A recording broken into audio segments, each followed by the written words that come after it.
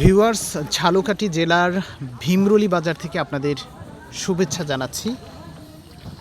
এই মুহূর্তে আপনাদেরকে ভীমরুলি যেই বাজারটি রয়েছে সেই বাজারটির যে চিত্র, যদিও এখন অনেকটা সকাল গড়িয়ে বেলা বেড়ে যাচ্ছে, দুপুর হয়ে যাচ্ছে, তাও কিন্তু বেশ কিছু নৌকা দেখা যাচ্ছে যে তারা তাদের বিভিন্ন ধরনের যেই শাকসবজি বা ফলমূল রয়েছে তারা নিয়ে এসেছে। এখানে একটি নৌকায় দেখতে পাচ্ছি আমরা। এই আমরাগুলো আনছেন কোত্থেকে চাচা? ও, এখানে কাছেই বাগান না? এই এক নৌকা আমরা কত বিক্রি হবে?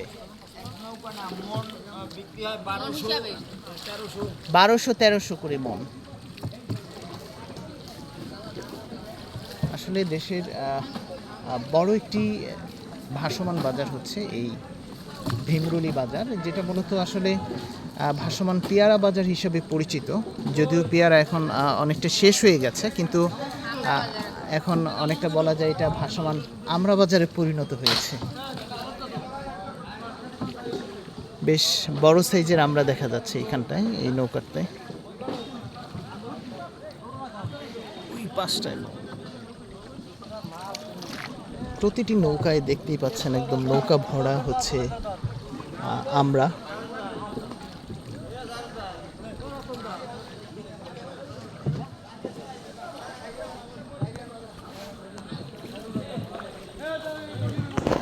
আসলে এই নদী, নৌকা এসবই হচ্ছে আমাদের নদীমাতৃক বাংলাদেশের চিত্র। নদী এলাকাগুলোর জীবনযাপন এরকমই হয়ে থাকে।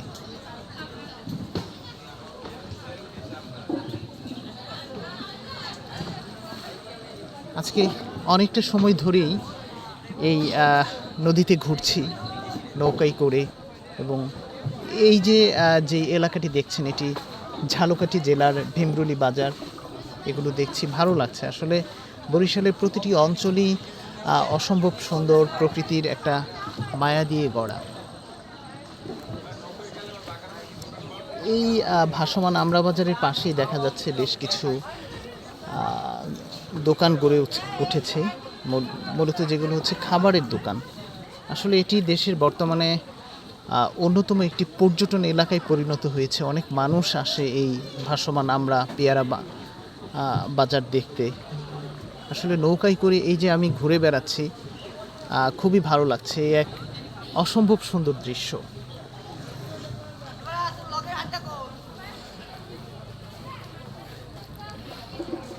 প্রচুর রোদ উঠেছে।